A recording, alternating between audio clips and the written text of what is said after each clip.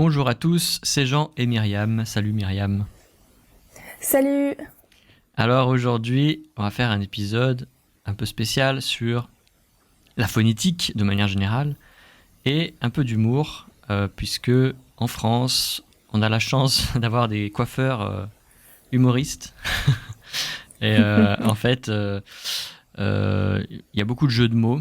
Donc sur les magasins, c'est une tendance de manière générale, mais surtout chez les coiffeurs. Surtout chez les coiffeurs. Donc les coiffeurs font des jeux de mots en nommant leur boutique, leur salon de coiffure, en incluant certains mots pour que ça fasse un son particulier. Et donc c'est très intéressant, je pense, parce que ça va vous aider en fait à comprendre davantage la culture française, mais aussi la phonétique en fait.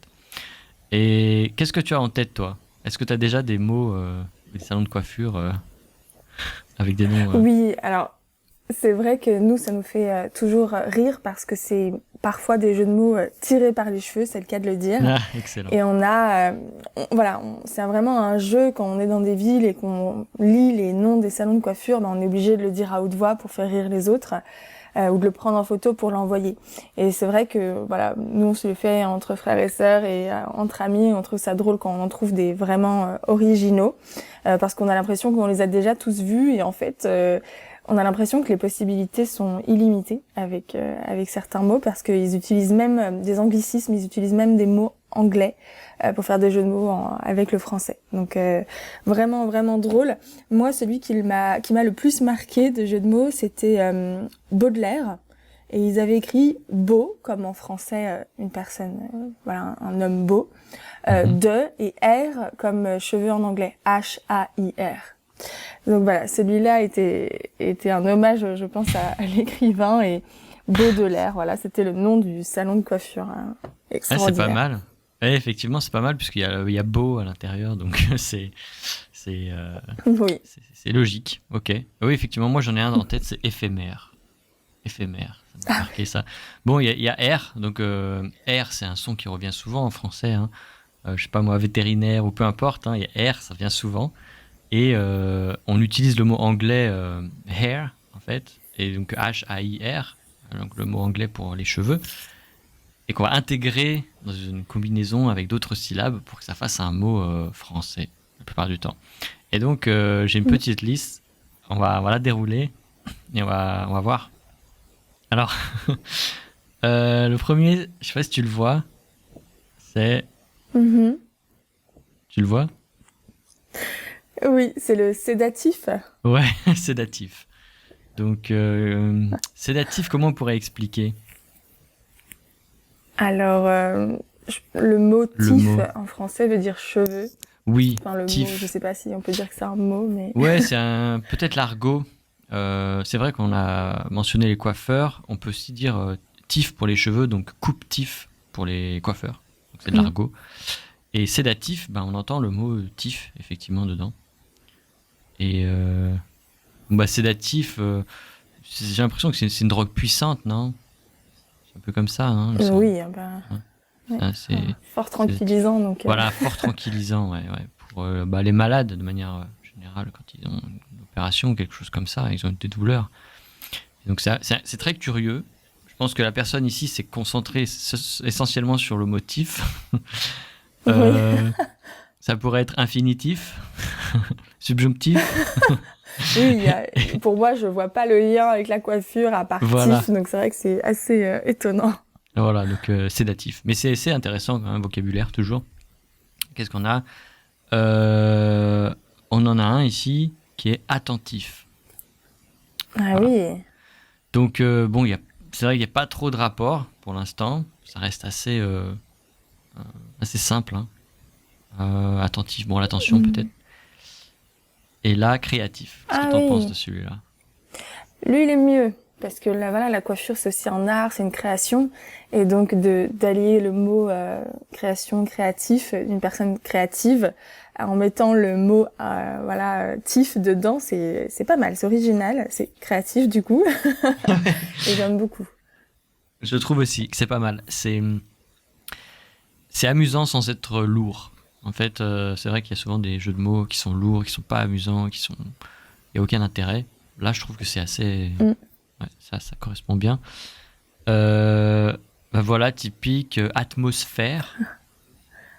Ah ouais. Atmosphère, bon, pourquoi pas l'atmosphère d'un salon de coiffure.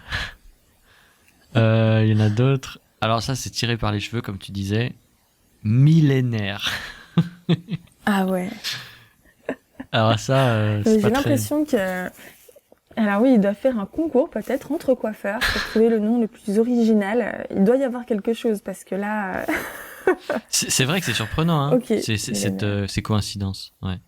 Et comme tu disais, il y a peut-être un concours, espèce de compétition entre coiffeurs, hein. Parce que là, millénaire, en plus, bon, il y a Ouais. R à la fin, mais il y a 1000, M-I-L, et puis il y a un N, comme un peu le rock and roll, en fait. Mm. 1000 N-R, voilà. Oui, Donc voilà, les jeux de mots, millénaire. assez américanisé. Lucifer, un petit Ah, peu... Voilà, Lucifer. Ça, c'est il fallait pareil. oser. Fallait oser. Après, oui, il y a un peu de rouge sur la devanture, ça, peut-être que c'est... voilà, c'est tout un concept, quoi, après. Mm. Courant d'air. Ah, pas mal. Alors, Oui, mais encore une fois, pas de lien hein, avec la coiffure. ouais, Mais... ouais, c'est pas... Il n'y a pas de lien. Bon, voilà. Courant d'air. Un courant d'air, c'est quand il y a de l'air qui passe, souvent, bah, à l'intérieur, on dit peut-être, en plus, à l'intérieur.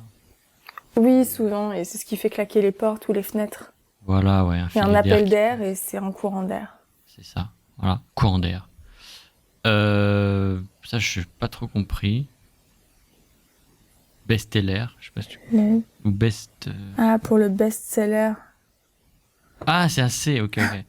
Ok, j'avais pas vu. Ouais, ok, donc best-seller. Oh là là, alors lui, il va loin, lui. Ok, mais pas Best-seller. mal parce Ok. que il y a de l'anglais partout. Et puis, Oui, ça veut dire peut-être que ce coiffeur se considère comme le best, comme le meilleur dans son domaine. ouais. Ce que je trouve, moi, très drôle, c'est que la plupart de ces coiffeurs-là ne parlent pas un mot d'anglais. Et Oui. ils choisissent de mettre des mots anglais pour pour nommer leur magasin. Ça me fait sourire. Parce que quand on leur demande pourquoi, alors là, ça leur échappe. Ouais, et puis c'est des mots, bah, c'est vrai que c'est des mots, même quand on parle pas anglais, on les connaît, enfin on les voit, on les Voilà. a déjà vus, best, ok. Et best-seller, en fait, on dit best-seller en français. La prononciation, souvent, c'est ça, Mm. best-seller. Alors, c'est pas la prononciation en anglais, mais c'est les meilleures ventes, en fait. Parce que prononcer à la française, c'est pas sûr que les anglophones comprennent, hein. Best-seller.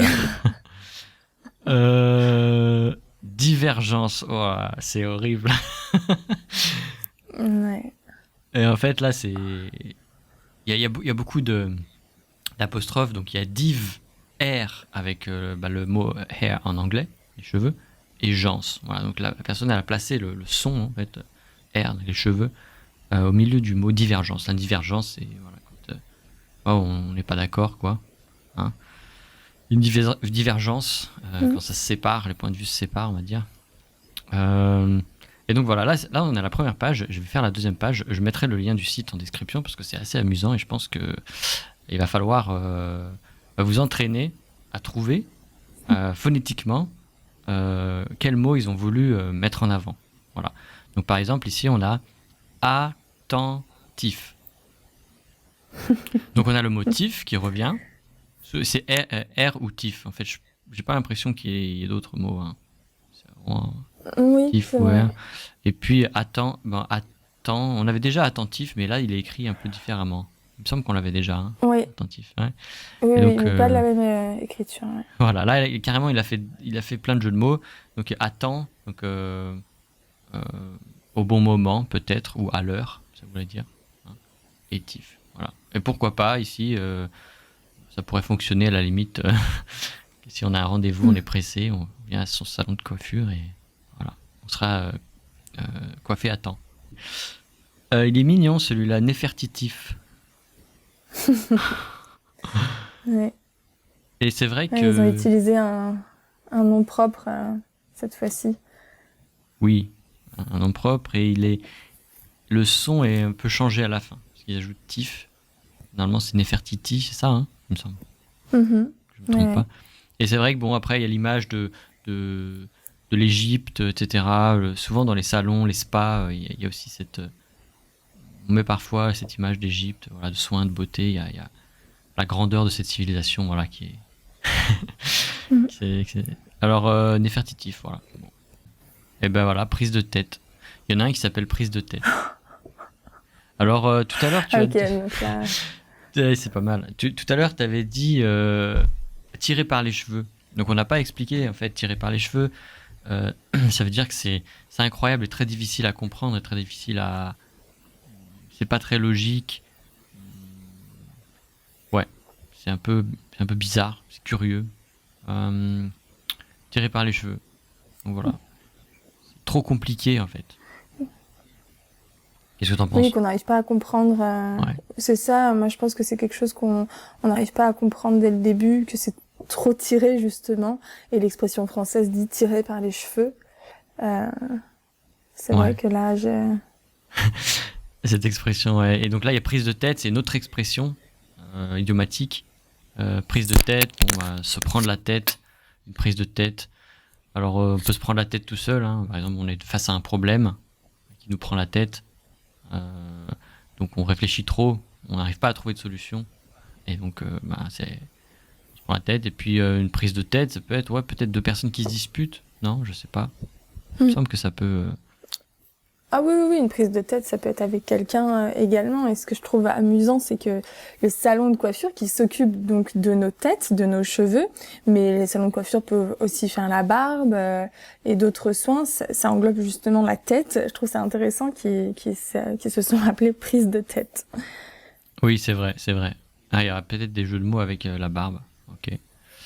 Donc voilà, figuratif, quelques autres mots figuratifs, voilà, figuré. Euh, Oula, alors celui-là c'est quoi? FMR, voilà, avec Ouais. les initiales F, M et R, voilà. Donc ça c'est dans toute la France, hein. L'imaginaire, Mm. voilà, bon. Donc il y en a tout un tas. Euh, et avec des expressions aussi. Donc je pense que c'est un bon exercice, hein, si vous avez envie de trouver, enfin, d'apprendre déjà les mots, de vérifier la compréhension des jeux de mots en français d'un certain niveau, quoi, et découvrir aussi des expressions. Ça peut être très intéressant. Donc on va s'arrêter là pour aujourd'hui. Je vais mettre le lien en description. Allez consulter ce site qui est très amusant. Et voilà. Et donc on se retrouve la prochaine fois. Est-ce que tu as un dernier mot à dire avant qu'on se quitte? Non, mais amusez-vous en tout cas si vous venez un jour visiter la France ou même la Belgique parce que c'est vraiment francophone.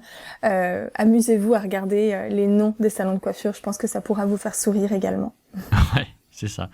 Bon, très bien. Eh bien, on se retrouve la prochaine fois. Salut! À la prochaine!